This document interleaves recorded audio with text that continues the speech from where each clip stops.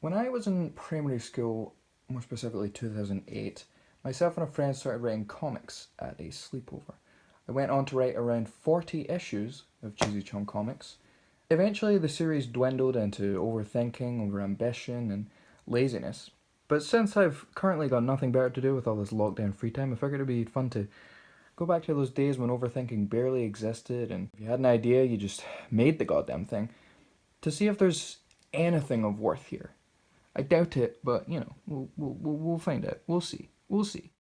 The first issue is entitled issue 1, which I guess makes sense. I don't know what old like comic series I got this from. I don't know if it was.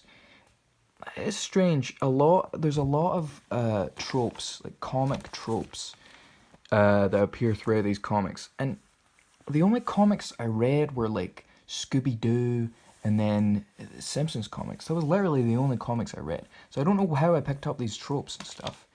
Unless, actually, I think I did get this one from Simpsons comics. Yep. I like how the names of the characters which appear in the issue are there. As if someone's going to be browsing the magazine section and be like, oh, shit, Homer's in this one? Shout out to the whatever free toy thing came with this issue. Apparently it was Sellotape Ton. So instead of, you know, ruining the cover, I just left it there. I respect that. I think my friend that I started writing them with, he put collector's edition on his because it was the first issue. And I thought that sounded cool, so I put that on me. And I mean, it makes sense, it's the first issue. And I think collectors around the world appreciated that decision. This is the main character, Cheesy Chum. And Mr. Mister is another character. He's grumpy, and that's pretty much it. I like also how it says number 1 in the top left corner, but then also says issue 1 over here. It's pretty good. It's pretty good stuff. So let's get right into it. Cheesy Chum, Recipe for Disaster. Oh boy, I probably should have gone through these first because this is all. It's been a while. For the first issue of Cheesy Chum comics, Cheesy Chum was basically going to be like this alien who didn't speak in the first person, he spoke in the third person. I quickly realized how unsustainable this was to have the main character of a comic series speak in the third person. So I guess that'll be the first retcon of this glorious series. As we can see, he is indeed hungry because his fridge is empty in this endless void, which is his house. And cheese juice, that doesn't really correlate with the hungry part. I don't know why that matters. Cheesy Chum's box of cheese keep out, and it is indeed fairly empty. There's flies in there. That's pretty gross. I'm super glad I labeled it Cheesy Chum's box of cheese. Otherwise, I would have been left wondering, what is that a box of? Alright, so page 2, nothing in fridge, nothing in box of cheese, just in case this and this wasn't enough indication. Not even any cheesy juice. It's not food. Cheesy Chum has an idea, because you can see, I don't know if you can quite make this out, it's pretty subtle. There's actually a light bulb and an exclamation mark above his head, and he's looking pretty chuffed with himself there. He's in Tesco now, asking for a packet of cheese puffs. That'll be $2.50. It's a nice nose ring on this dude. And he clearly has no money. Apparently the only way I knew how to show something was empty was putting flies in it. It kind of made sense with a box of cheese and to a lesser extent the fridge.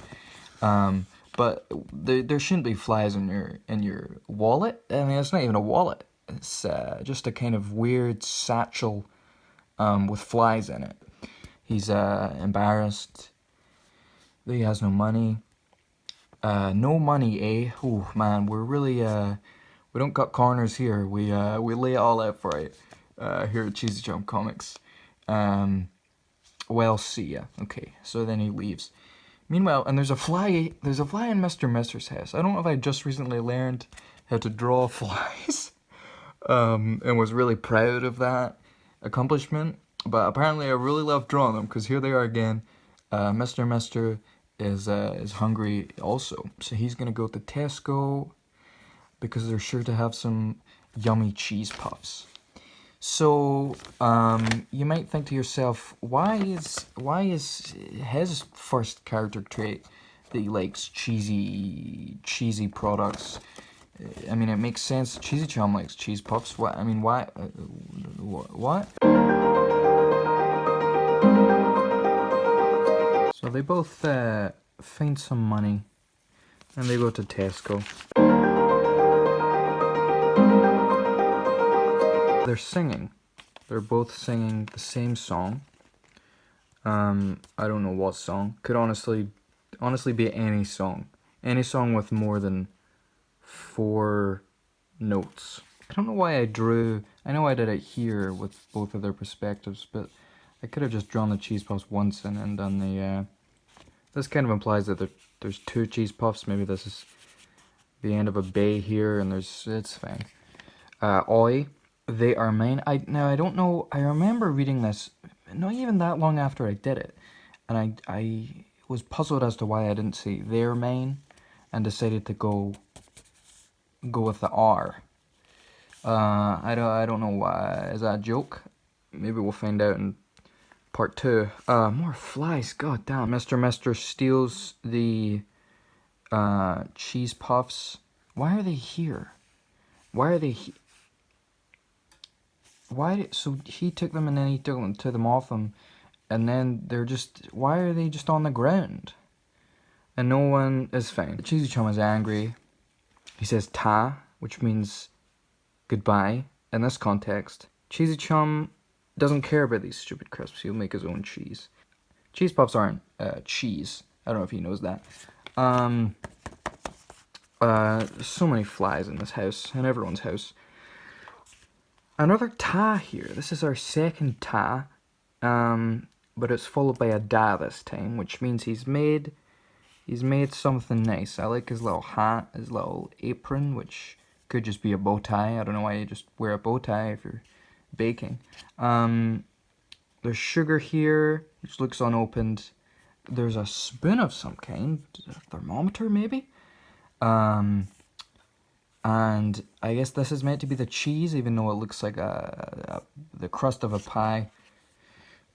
Oh yeah, I do like the hat. I actually, that's funny that you asked me that, because I actually hadn't looked at this panel, but I already told him I liked that hat. I already told him I liked the hat, and he asked me if I liked the hat, and apparently I rubbed out something there.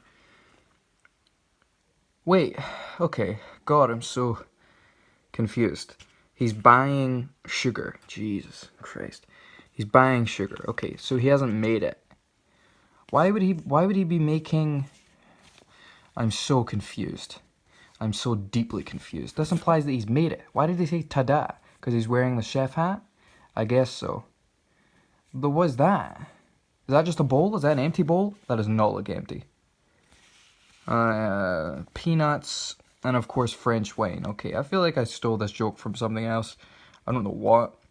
Sloppy Joe style. Now, what is that? What does that mean? I don't know. Who's Sloppy Joe, and why does he make sugar? Mr. Mister has the cheese puffs now. He's apparently been on some drug of some type. Oh, honestly, how can I be so rude? Cheesy Chum is coming for dinner tonight. Why is he coming? By the time I've eaten my lovely meal, I'll be the heaviest man in the universe. Oh boy, we gotta get on to issue 2. That gives me an idea. Mr. Mister. That doesn't even look like my handwriting. A lot to unpack here. Okay, so now he's making it, doesn't look nice. We're really gonna have to rush through this, folks, because this is really horrendous. It's meant to look like that first. I better smell it. I'm ready for a lovely stench, and he faints, and then he recovers.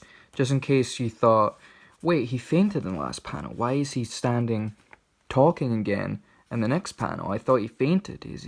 Why is he not dead? You're just informed that he did in fact recover, as most people do from fainting. He gives up, and much to my dismay. Oh, it really was just a bow tie, huh? You really put on the bow tie just to bake. Guess I'll just have to wait till dinner at Mr. Mister's house, wait a mo.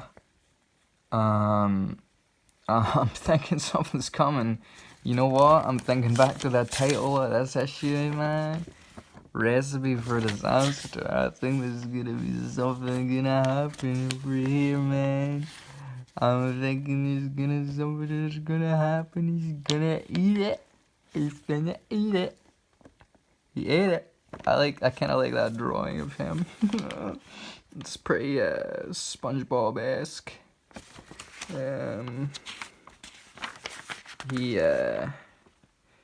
Oh, wow.